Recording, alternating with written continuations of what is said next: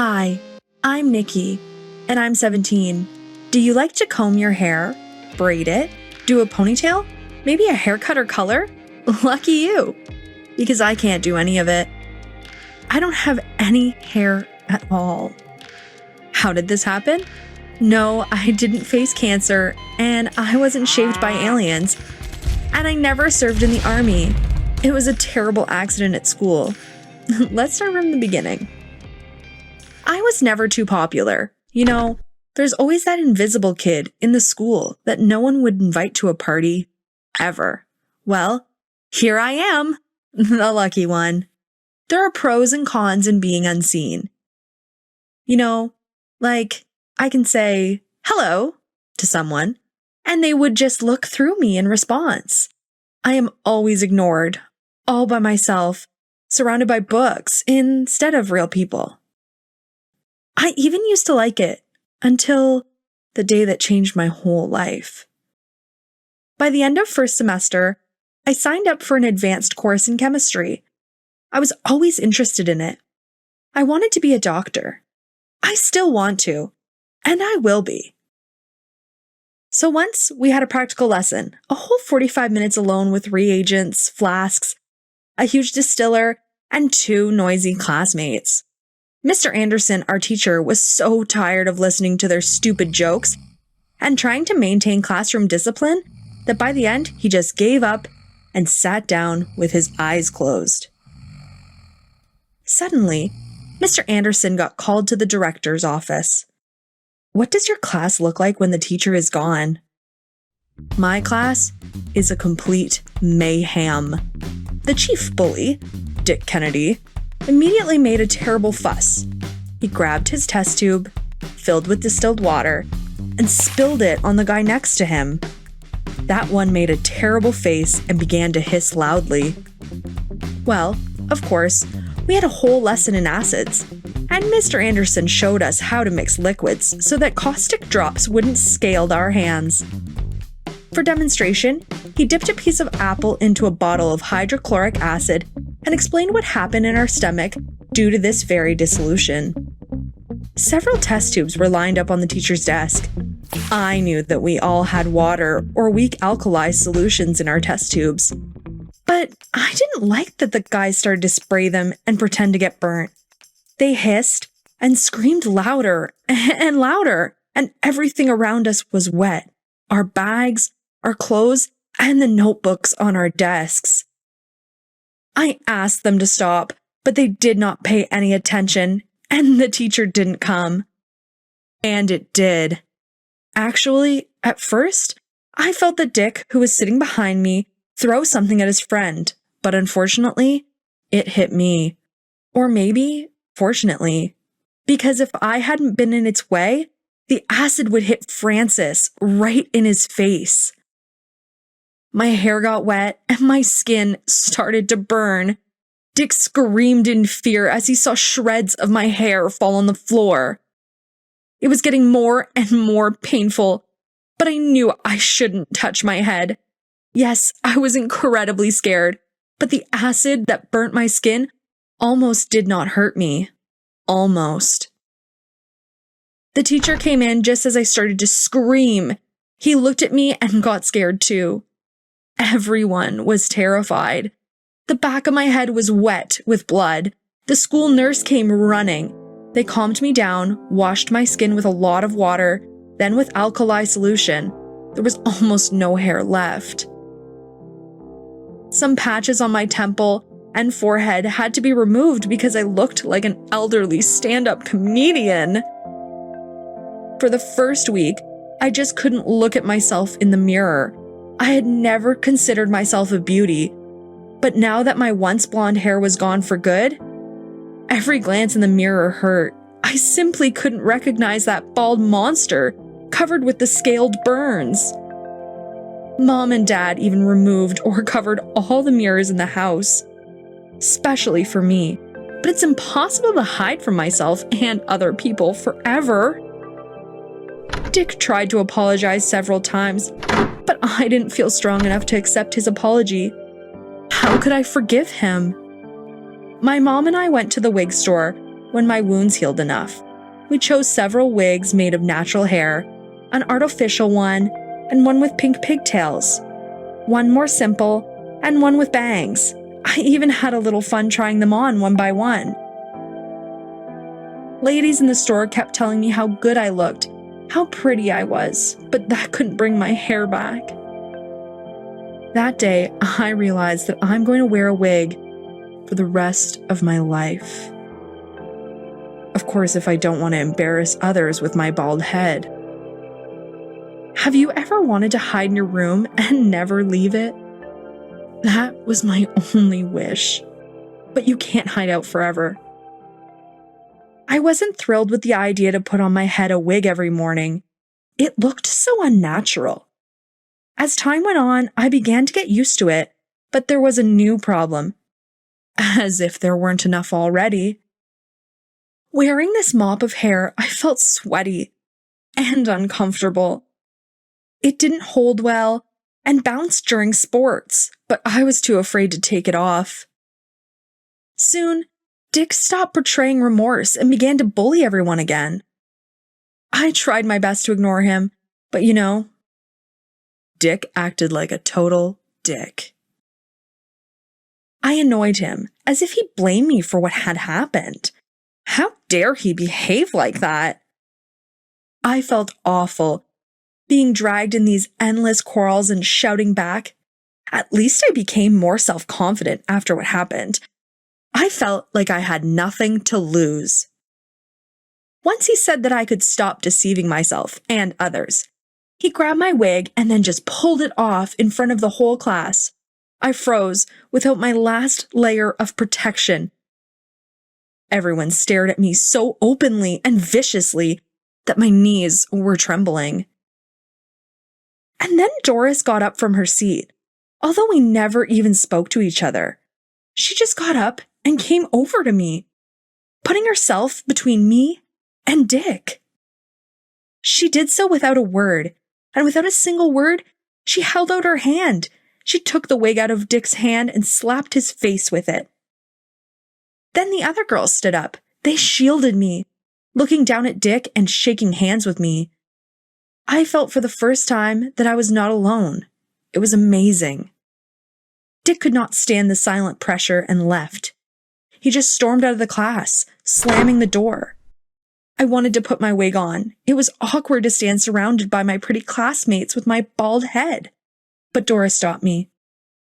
"There's no need for such a beauty to wear someone else's hair," she said, and patted my shoulder. "This is your new style." I knew that I was different from other girls, but I still couldn't see any positives in it. Neither could I go on living as before. The more I tried to hide my baldness, the more awkward everyone felt, including me. That day, I went to Doris's house after school. She and her friends did some magic on me. They experimented with clothes and makeup. I didn't understand much of that fashion slang. Ha ha. What, a monster looked at me from the mirror? Well, my bald head was nothing comparing to what the girls painted on my face. No way! I washed it all off. But at home, I tried to put on my own makeup. I could no longer be mistaken for a mousy little thing. Bald with a pair of new earrings and bright makeup, I was a goddamn style icon. People paid me attention, yes, but I actually liked it. I owned that attention. I controlled it now. Less than a month later, Dick asked me to go to the prom with him. Yeah, forget it. I have already promised to go to the prom with the one who shaves his head. Let's see what happens. I'm going to be a doctor, maybe work in a burn center. And meantime, I post my brand new looks on Instagram. I think this is important, not only for me, but for everyone who has a difficulty accepting his or her unconventional appearance. If you enjoyed my story, please like it, and you will find many other cool ones on our channel. Don't forget to subscribe and push the bell to stay tuned. Have a good one!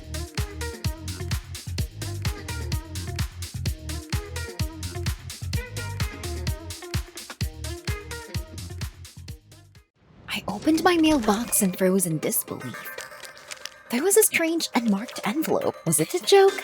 I quickly opened it and froze. The letters were not written by hand, but cut out of newspapers. As soon as I read the first sentence, everything swam before my eyes. My boyfriend was kidnapped and was being held for ransom. I'd been dating Max since high school, and I loved him very much. He was sweet, charismatic, but lately, I'd only gotten annoyed at the sight of Max. The fact was that he was a TikTok blogger and constantly shot pranks. He could change into the clown from It, which I was afraid, then pour water on me, then throw the cake on my head. Even though I hated pranks, I put up with all these jokes for the sake of love. But one day, Max crossed the border. In the restaurant where we celebrated our anniversary, I lifted up a dome, but instead of food, there were cockroaches. I started screaming and slapped Max, who was shooting me on the phone, in the face. This was too much. I yelled at him and snapped, "One more prank and we're breaking up." Since then, Max had been so calm. He even rarely took out his phone, although he had never looked up from TikTok before.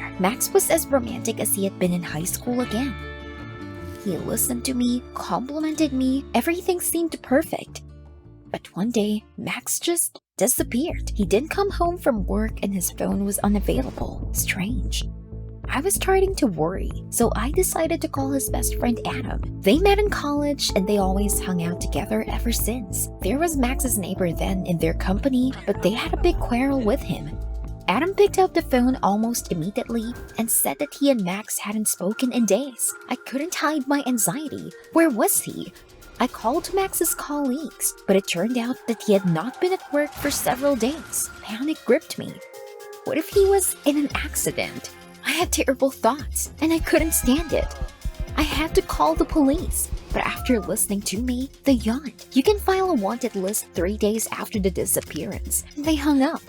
I was restless. What if Max was really in danger? He would have found a way to tell me if all was well. I called Adam again and stammered out a description of the situation. He tried to cheer me up and said he'd come see me soon. I barely waited for him, and when he arrived, I got in his car and we immediately went to the hospitals.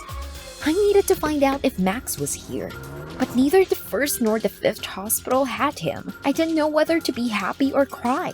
Even though Adam tried to calm me down, I couldn't stop being nervous. "Max, where are you?" And here was the last hospital, with a sinking heart. I went in and asked the receptionist if there was a guy in his 20s with dark hair, tall. The administrator thought about it and frowned, saying that yes, there was such a guy. My heart skipped a beat. Was this Max? I walked stiffly to the room where the nurse took me. My heart was pounding in my chest. Then the nurse pulled back the curtain and I froze. There was a guy lying on the bed, mostly in a cast, but it wasn't Max. I breathed a sigh of relief. He wasn't in the hospital. We needed to keep looking. It was late in the evening when Adam and I drove up to my house. Adam, seeing my condition, volunteered to accompany me, and then I noticed that an envelope was sticking out of the mailbox. I quickly took it out. Weird. No recognizable markings. And after reading it, I didn't know what to think. Max was kidnapped and they demanded a lot of money for him, which I never had in my life. My vision blurred, my legs buckled. At the last moment, Adam caught me. He carried me into the living room, brought me some water, and covered me with a blanket. I felt a little better, but my mind was still on the letter. Who were the kidnappers? Why did they need Max? What if they came back here? I shivered, and Adam quietly asked if he should stay with me. Yes, please. I was terrified even at the thought of being left alone in the house. Adam settled down in the living room, but I couldn't sleep. It seemed that the kidnappers would break in through the window. In the middle of the night, I went to Adam, and he understood everything without words. As a result, I fell asleep on the couch, and he fell asleep on the floor next to me. I was so grateful that he didn't leave me in this situation. When I woke up, Adam was already up and making breakfast. He made a fine omelet, though I had no appetite. I didn't know what to do, and I was desperate. But Adam said we couldn't wait. We needed to call the number listed in the letter about the kidnapping and find out the details. I nodded, and Adam pulled out his phone. There were long beeps, and at that moment, I even forgot how to breathe. And then, in an afterlife voice, came from the phone. "Bring $100,000 to the city park." And they hung up. We tried to redial, but no one answered. Heck, I sank down on the couch and covered my face with my hands. How could I get this amount? And Adam couldn't get. He was still in college. Then Adam patted me on the shoulder, smiling ruefully. We must not despair. 5 minutes later, we were calling all our friends and acquaintances to borrow money, and in the evening, we already had a good amount. But still not enough for the ransom. Tears welled up in my eyes from exhaustion and despair. Where could I get the money? And then Adam exhaled. I know where, but what? I didn't care anymore. I would have done anything for Max. How scared he was right now.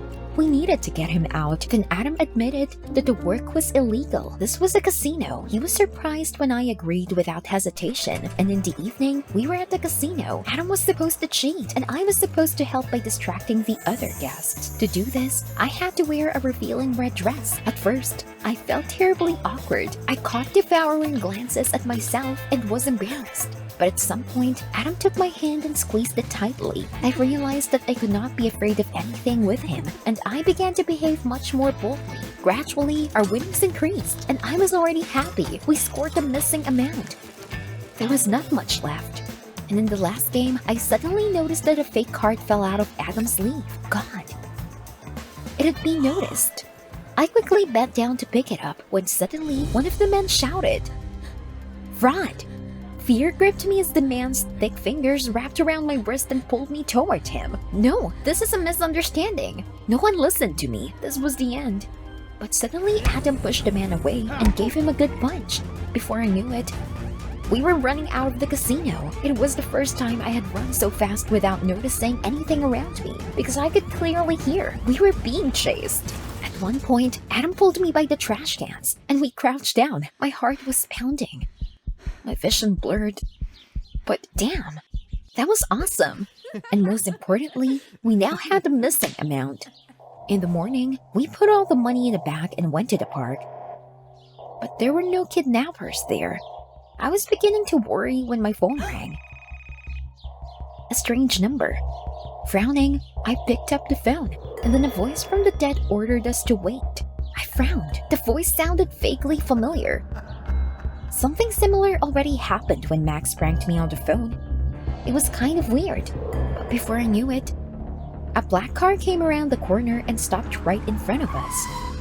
Two big men ran out of there and seeing me with a bag. One of them quickly threw me on his shoulder. It happened so fast that I didn't even have time to make a sound, and then Adam started after me. He hit the big guy who grabbed me. He staggered and let go of me, but the other one was coming at him from behind.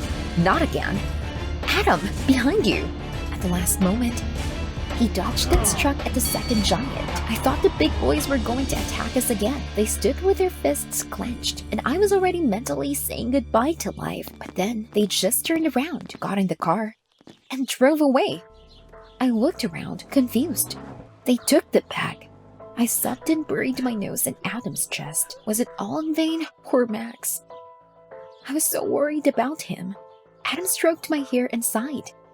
It's going to be okay. I was waiting all day for a message from the kidnappers, but it wasn't until the next morning that I received an entitled email. My mouth was dry with excitement. It was definitely them. I quickly went through the lines. They demanded another ransom.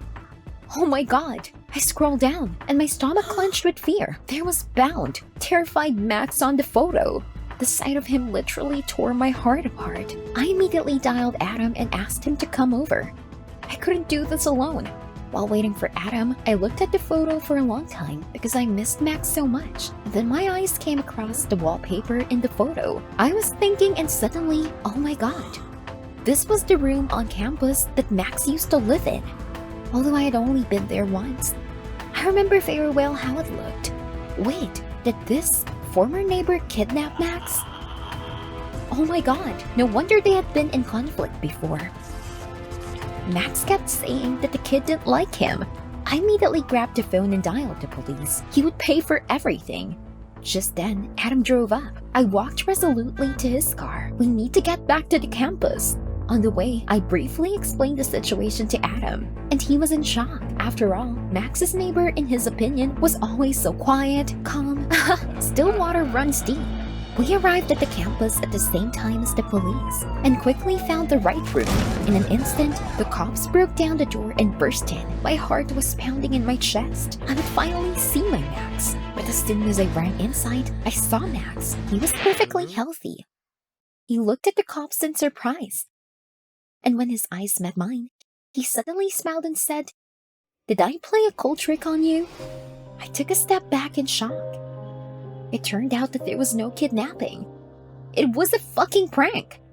I closed my eyes and clenched my fists. "Stop it! I've had enough!" I shouted loudly that Max was a moron who didn't have a brain. And it was all over between us. Max wanted to run after me, but the cops stopped him and arrested him. I soon learned that he had been assigned to community service. And Adam and I got even closer. A month later, he even asked me out. And of course, I agreed. Adam, unlike Max, really cared about me. I realized that if a person loves, they will listen to you and your feelings. Did you like the video? Subscribe and like it. Support the channel. Thank you. I struggled, but their grip was too tight. These psychos dragged me into a basement and put me on a chair and then tied me to it. I looked around startled. What were they going to do? Then Jack said harshly that it was time to sacrifice me. What? No, don't, please. But it was too late. Jack drew his knife and swung it. This was the end. I never imagined that this could happen to me. A couple of days ago, there were no signs of trouble, but when I got home from work too late, Jared, my boyfriend, was beside himself with anger. He shouted that I spent more time working than being with him, and I could get infected from these homeless people. You never know where they've been. I wasn't going to listen to this, and I said coldly that I loved my job and would never give it up. After all, helping the homeless in the volunteer center was my life. But Jared exhaled noisily. "Did they do your work?" It was too much.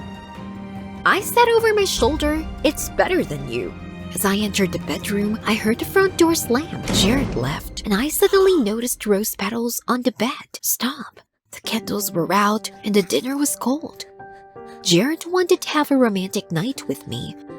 What a fool I was. I suddenly felt so ashamed. He meant well. I fiddled with the phone, not daring to dial Jared, and suddenly I got a message from the boss. He asked me to come on the shift tomorrow on my day off. Exactly. At work, I always forgot about all the problems and felt happier. I immediately wrote back that I would come early. I would make up with Jared later. But after the first shift, there was a second and then a third. I couldn't make up my mind to call Jared, and I didn't have time. Helping the homeless as usual took up all my time. I was working for the 7th day in a row when I had to be replaced by another volunteer for the night. But when the clock struck 9, no one appeared. And suddenly my phone vibrated. I breathed a sigh of relief. It was the volunteer. Maybe he was late. But when I picked up the phone, I heard his worried voice. He got a flat tire and he wouldn't be able to come. Heck. I immediately wrote to the group chat center to find a replacement for me. Although I loved my job, I didn't want to stay on the night shift after 7 working days. I was tired and I was constantly getting sleepy, but as luck would have it, everyone in the chat was silent. I sighed. Apparently, I would have to stay. I couldn't leave the center unattended. The homeless people were even happy with the news. I worked for a long time, and I managed to make friends with most of them. We told stories, joked, and even did our own stand-up. It turned out that many homeless people had incredible humor. But still, something was bothering me. Gradually, as the night wore on, I began to notice oddities. A few homeless people returned from the street even more untidy than usual, and during the stand-up, someone started joking about cannibals. I thought it was not funny, but creepy. But all the homeless people were laughing. And then, when I told him to wrap it up, Jack, one of the old-timers, suggested we watch the movie. I smiled. Of course, comedy, maybe, or melodrama. But Jack suddenly broke into a terrible toothless smile. A chill ran down my spine, and he said he wanted to see a movie about sacrifice. I frowned, unease growing inside me, but he used to hate horror movies. He didn't say anything, just remained silent, smiling horribly. I was about to ask him what he wanted to see when Jack's voice dropped to a whisper. He began to offer to see at least something about dismemberment. A shiver ran down my spine. No way. I snapped that the entertainment was over for the day and tried to calm down. Although the evening was somehow strange, I decided that I was just winding myself up because of fatigue. Trying to force a smile, I said it was dinner time and started handing out chicken soup to everyone. Homeless people always loved it, and I hoped it would cheer them up. But instead, they ate it with a kind of displeased face. And when I asked what was wrong, Jack said chicken soup is delicious, but the human meat will be better. And wait, at that moment, I was really scared. Human meat? What? I barely managed to maintain my apparent calm. Homeless people never behaved like this before. I suddenly remembered the articles I'd read in college. It was about people without a home. They said that over time, these people began to go crazy and might even turn to cannibalism. I froze in horror. So Jack and the others? Were they crazy? Trying to force a smile, I quickly ran out into the hallway and dialed the supervisor. Beep sounded. Come on, answer me. But no one answered. Then I started calling my colleagues, hoping that at least someone would answer me. But everyone seemed to have disappeared. I felt terribly lonely. I was scared. At that moment, someone touched my shoulder. I flinched and spun around. Jack! He smiled wryly and said that they wanted to play hide and seek. I frowned. A child's game? Jack nodded. But then his smile turned vicious. He added, but unusual hide and seek. It's about survival. Whoever is found is eaten. I screamed, and Jack began to move slowly toward me. Anything but that. Terrified, I ran to the door and yanked on the handle. It was locked. God, what should I do? I pressed myself against the door. Jack was coming at me, and at that moment, the lights in the building went out. I looked around, confused, trying to get my bearings in the dark, and then an eerie otherworldly voice said, "The game is on." I shivered, my heart pounding. No, anything but that. At that moment, someone suddenly grabbed my arm. I screamed and yanked it. No, I won't let you eat me. My grip loosened, and I managed to writhe myself free and immediately took off for the hills. I needed to escape. The voices were fading, and I thought I'd escaped, but then I tripped over something and fell flat to the ground. Pain shot through my leg, and tears welled up in my eyes. Heck, I tried to stand up, but I almost whimpered in pain. Apparently, I sprained my leg. Tears welled up in my eyes. Despair gripped me. I can't give up. I needed to hide. I leaned on my hands and crawled forward toward the closet. With the last of my strength, I reached for the closet, grabbed the handle, and stretched. Almost done. But then it reeled, and the plates on top of it shattered with a clatter. I think I forgot how to breathe. My vision blurred. It was over. The homeless people began to crowd around me, grinning horribly with toothless smiles, and a chill ran through my body. Please don't touch me. We're friends. But they didn't seem to hear. They grabbed me by the shoulders and dragged me into the basement. No matter how much I resisted, it was useless. When they put me in a chair, Jack laughed angrily and suddenly took out something. The blade glinted in the dark. The knife. I was numb with horror and even speechless. Another homeless man took out an old book and said that I should be sacrificed to the god of home comfort. Only then would they have their own housing and they would finally stop being homeless. I couldn't believe what was happening. Could the homeless people I devoted my whole life to do this to me? I sobbed convulsively and shrank back into my chair as they reached for me. This was the end. And then I heard firecrackers, and I was startled. The homeless retreated and smiled happily. What was happening? Surprise! A familiar voice shouted. I turned around. My boyfriend, Jared, came into the basement, followed by the head of the center and the volunteers. They all laughed merrily while I was puzzled. What are you doing here? What's going on? Then Jared came up to me and took me in his arms. Happy Halloween, my love, he said, still smiling. Wait, I looked back at the laughing homeless people and it slowly dawned on me. So this was all a hoax? It turned out that I worked so hard that I forgot about Halloween, and the homeless wanted to give me a real atmospheric holiday. They persuaded the boss, and Jack and Jared, my boyfriend, were in charge of everything. Jared wanted to make up. Make up? A great way. He scared me half to death. I was furious, and my heart was still pounding. But then Jared came up to me and took my hands. He looked me in the eyes and said that during the preparation for the holiday, he understood why I valued my work so much. Even the homeless could become close friends for us. The most important thing is the attitude of people, not their social status. He spoke so sincerely that I immediately forgot about the anger and resentment and threw my arms around Jared. I'm sorry too. I shouldn't have reacted so harshly. I'll spend more time with you from now on. Because I love you. He smiled. I love you too, Clara. Did you like the video? Subscribe and like it. Support the channel. Thank you. Hi, my name is Emily, and I am 15 years old. Have you ever been in a situation when your worst nightmares and fears became real? Did you feel like you were going crazy, but you couldn't tell anyone? This is exactly the situation I found myself in. You know, better watch the video to the end, and you will learn how at night the worms came out of me. When I was a child, I often had the same nightmare.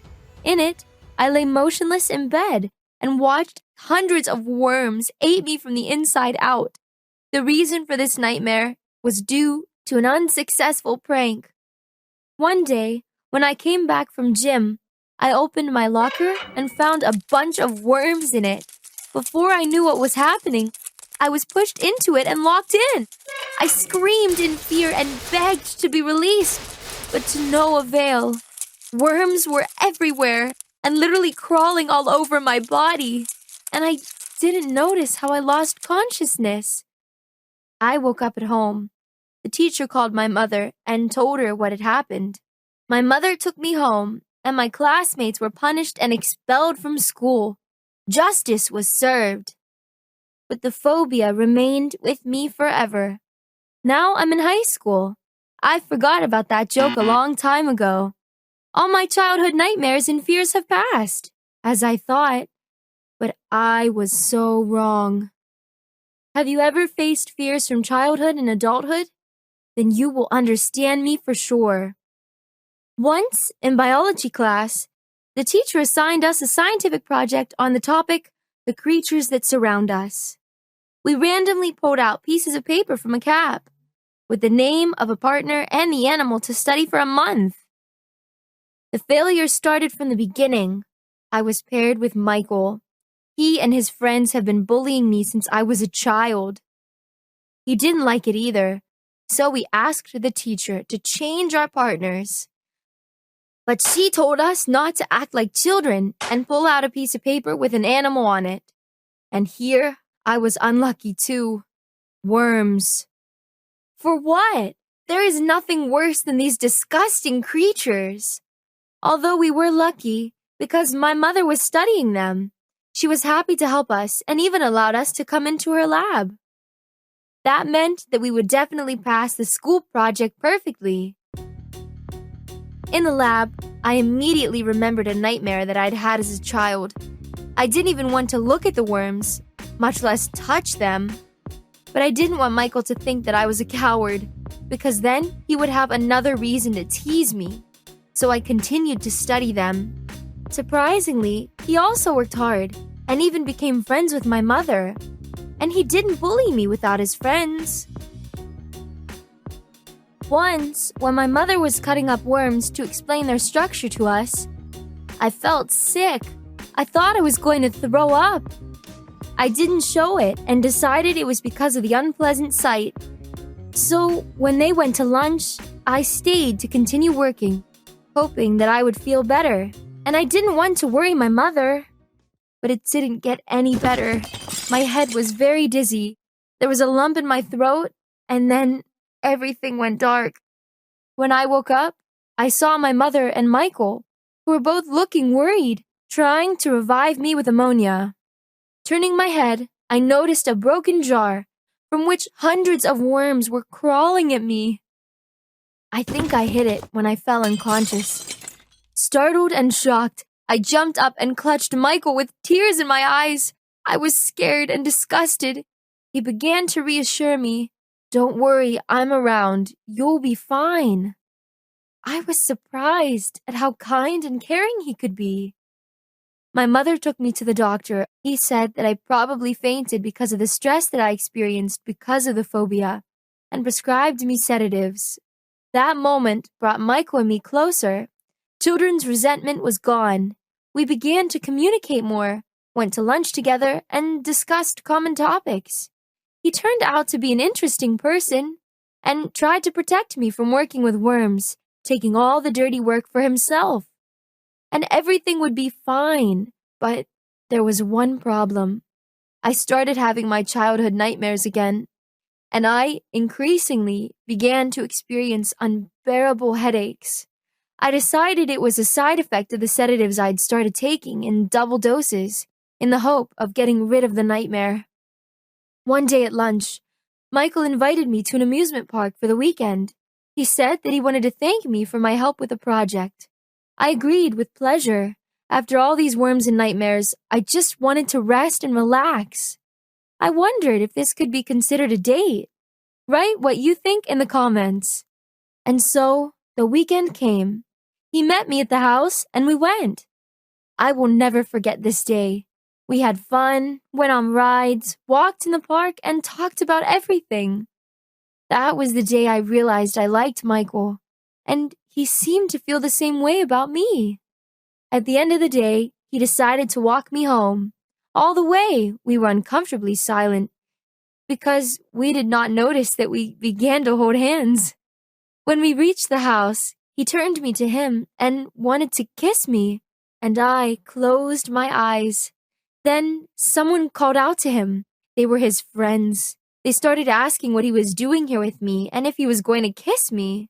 I turned to Michael, thinking that he would stand up for me, but he began to justify himself, saying that he would never kiss someone like me, and he accidentally met me and decided to remind me not to forget to add his name to the school project, because he would not do this.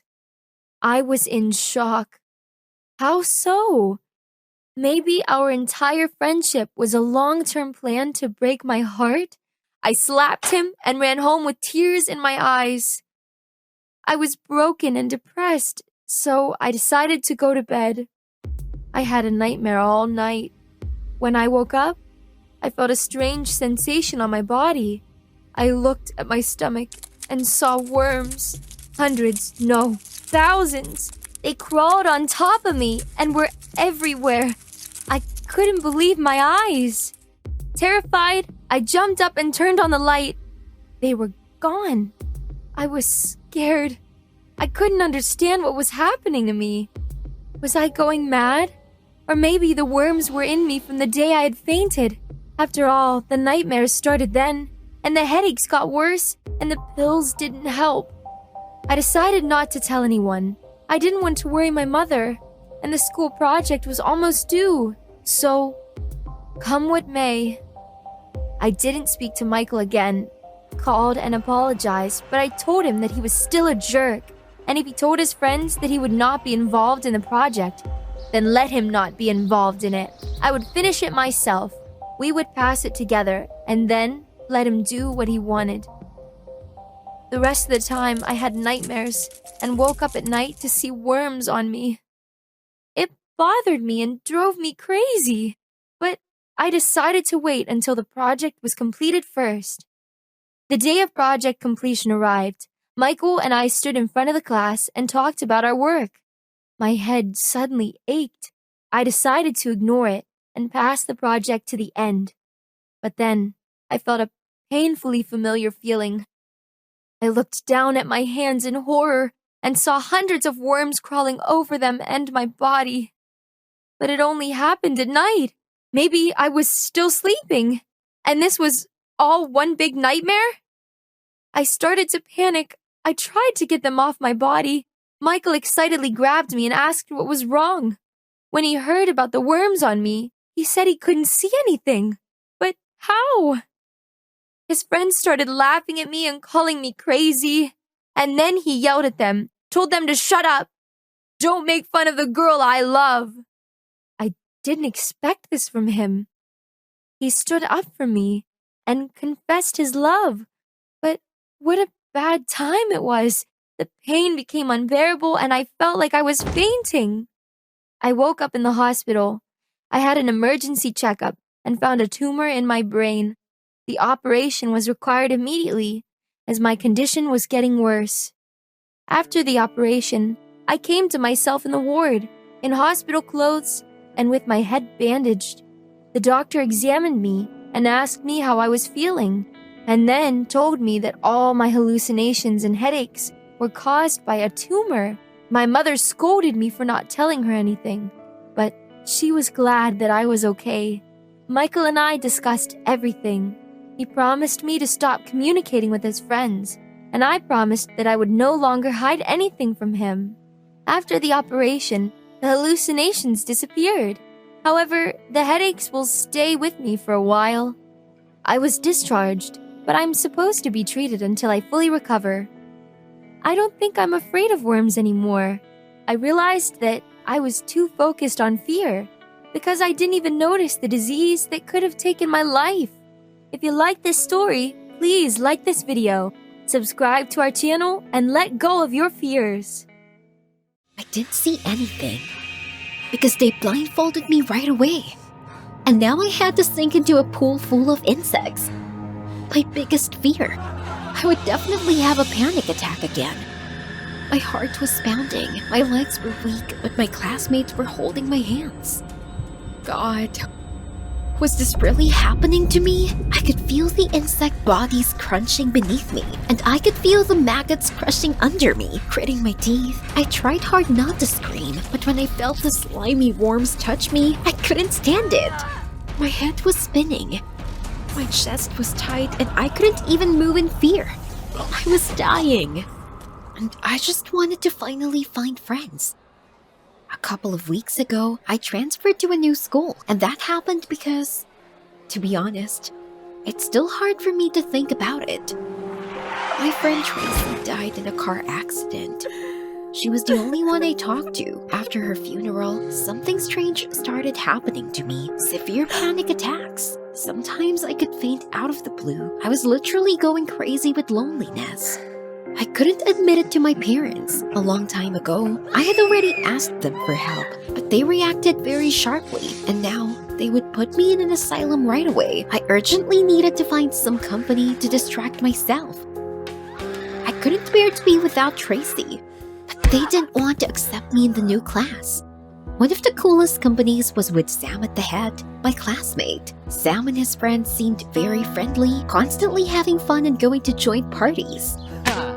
More than anything in the world, I would like to be among them right now. But when I tried to make friends with them, they just made fun of me. Sam said there was no way I'd fit in with them. He gave me a quizzical look. He was from a rich family, wore branded clothes, and clearly despised those who were poorer. And my family had never been well off. Despite this, I did not give up trying to make friends with Sam's company. I would treat them with something, then I would tell them the answers to the test, but in vain. I was almost desperate to find friends. Once, in biology class, we were studying insects. I panicked just from one picture. It became harder to breathe. I even felt dizzy. I'd been afraid of insects since childhood, but after Tracy was gone, it turned into some kind of phobia, and even the teacher paid attention to me. He asked me if I was alright. I replied in a choked voice that I just didn't like insects. I wished the lesson was over. I barely made it to the end, and then I ran out into the street. There wasn't enough air. Catching my breath, I was about to go back to class when Sam came up to me. I froze. What did he want from me? Make fun of me again? But Sam suddenly smiled amicably and said that he had been watching me for a long time and had decided that I would be accepted into the company. I couldn't believe what he was saying. What? Really? Sam continued, but first you need to pass the initiation. I looked at him in dismay. What kind of initiation was this? He grinned and patted me on the shoulder. Nothing complicated. All you have to do is go down into the pool. Well, it was easy. I chuckled. I definitely know how to swim. When Sam's eyes flashed angrily into a pool filled with insects, I froze in horror, and Sam kept talking. They could only be friends with me if I could overcome my fear. And he just had a swimming pool at home. He would organize everything. Oh, what? The shock left me speechless. Yes, I really needed to get into the company, but to go down to the insects, I almost threw up at the very thought. A chill ran down my spine. No way. This was too much. I told Sam I wasn't going to be a part of this, and I turned around. No matter how difficult it was for me to be alone, I would never agree to go down to the insects. But the very next day at school, I regretted my decision. As soon as I walked into the classroom, everyone started calling me a coward, pointing and laughing. I think I was having another attack. Sam turned everyone against me. I tried to ignore it, but my classmates wouldn't leave me alone. They bullied me. They framed me during tests and locked me in the class. It only made me feel worse. My hands were shaking almost constantly now, and my heart was pounding. I wish Tracy was here again. The loneliness made me want to climb the wall. I was trapped and cried all night. And in the morning, I looked terribly tired. No, that was enough. It couldn't go on like this. Loneliness and these damn panic attacks were much worse than fear. If I didn't communicate with anyone, I would just go crazy. This was my last chance to get into the company. So when I arrived at the school, I went straight to Sam and told him that I was willing to take his initiation. He exchanged glances with his friends and grinned. "Well, I'll see you at my house tomorrow night," he said. I was restless for a whole day. I was very scared. I was shaking most of the day, and no matter how much I tried to push my thoughts away, I could see a swimming pool filled with insects. Vile, slimy, buzzing. What if I got really bad there? No.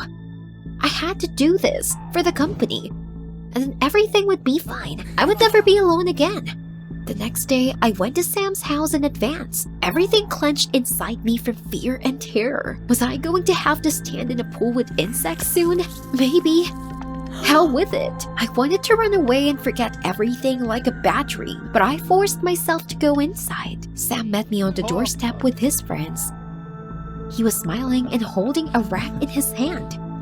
I frowned. What was that for? But he only waved his hand. This was part of the initiation. He immediately blindfolded me. I swallowed. Maybe it was ever easier that way. I wouldn't see those nasty wiggling bugs. Hell, the very thought of them made me sick. Sam and one of his friends took my hands and led me to the pool. I could feel my heart beating fast, my legs refusing to move. But I had no choice. This was the only way to make friends. I had to get over my fear. Sam helped me down into the pool. As soon as I felt the insects crunch beneath me, the maggots burst and the lump rose in my throat. No, I couldn't. Something slimy crawled up my leg and I got dizzy. That was enough. Get me out of here. The last thing I heard was Sam shouting something. My legs buckled. I think I was losing consciousness. When I came to, I immediately saw Sam and the guys from his company. They were all leaning over me, each trying to help me. Someone was splashing water on my face. Someone was holding my head. But Sam was the most worried. He was terribly pale. When he saw that I came to, he let out a sigh of relief and squeezed my hand. He said he was very glad I was okay. I was furious. You're the one who made me go down to the insects. Damn it. You knew I was scared to death of them. If it wasn't for you, I'd be fine. But Sam shook his head. There were no insects, he said. See for yourself. What? What's he talking about? I raised myself up on my elbows and saw the ill-fated pool, and I couldn't believe my eyes. The pool was filled to the brim with grapes and marmalade worms. So I thought they were the nasty maggots? And the bugs that crunched under my feet were just plain popcorn. So this was all just my imagination? The mixed emotions made me cry. I fainted because of the marmalade. It was ridiculous. I was overwhelmed with resentment. Sobbing, I blurted out, "You've arranged this to make fun of me." But Sam shook his head again. It turned out that he only wanted to help me overcome my fear. He used to have the same phobia. He fainted even from the sight of a worm, but Sam managed to overcome it. and now he just wanted to help me not to be afraid to. But he didn't expect that I would react so sharply. He was very worried about me.